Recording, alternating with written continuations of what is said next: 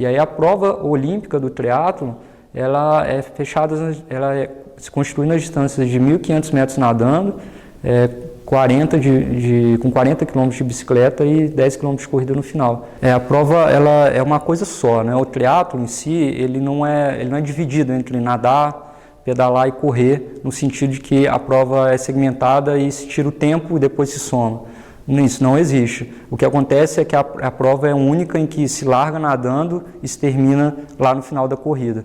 Então, o que acontece é o seguinte, os atletas são preparados para fazer o triatlon e ou seja, as 3 modalidades, natação, bicicleta e corrida, e ao mesmo tempo realizar as transições com eficiência também, porque eles têm que nadar muito bem, saber sair bem da água, né? Ao sair do mar, do lago, ou uma região em que seja difícil, tem a praia, tem um deslocamento antes de corrida, eles têm que saber fazer isso com eficiência. Então, a natação é muito intensa, são nadadores,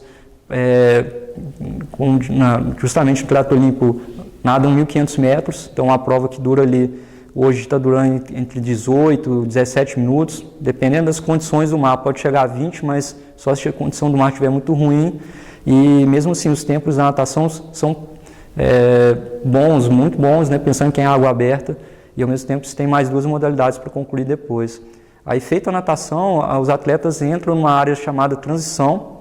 Essa área de transição é um ponto fundamental para a prova, porque é onde os atletas deixam as bicicletas, deixam o tênis, qualquer alimento necessário, como por exemplo, que se usa muito o gel de carboidrato, porque eles precisam se alimentar durante a prova, porque é muito intensa. E, ao mesmo tempo, eles têm que chegar na área de transição, pegar a bicicleta com eficiência, rapidez, porque ele ainda é competição, né? E subir na bicicleta para realmente concluir os 40 quilômetros também na prova, ou seja, o atleta que está na prova significa que ele está no pelotão, andando alinhado com os outros atletas. Quando isso não acontece, ele perde muito e não consegue correr bem depois, ou então começa na corrida muito atrás. Então, a ordem é essa, né? A natação, com a transição, é chamada... Tem que calçar o sapato da... Na primeira transição não, ela inclusive é chamada de T1, né? Pelo nome de transição. A transição 1, ele deve apenas pegar a bicicleta e conduzir ela para subir e fazer a parte da bicicleta do triatlo. A questão é que tem normas, né, para ele fazer isso tudo.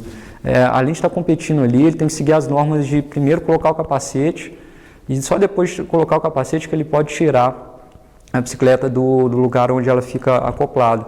E aí, feito isso, ele vai ter uma área também específica para conduzir a bicicleta e só aí poder subir nela e poder realmente começar a iniciar o ciclismo, né?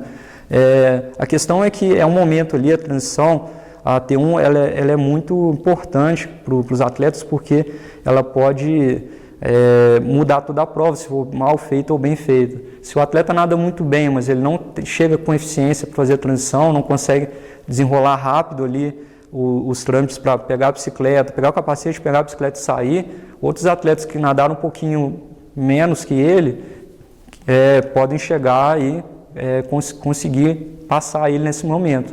Então é muito importante. Feita essa parte de transição, o atleta entra na bicicleta e aí ele tem que se preocupar muito, ainda mais atualmente, em ficar na prova pedalando junto com os outros integrantes ou os outros competidores, né? Porque se ele perde muito ali, pedalar sozinho hoje, ou seja, o atleta que estiver pedalando sem estar no pelotão, agregado com outros atletas, né, ele não consegue ficar na prova ou então perde posições mesmo, porque o ritmo é muito intenso e, ao mesmo tempo, as escapadas, os retornos nas provas atuais, eles estão muito comuns. Então, são provas mais técnicas em relação ao ciclismo de estrada.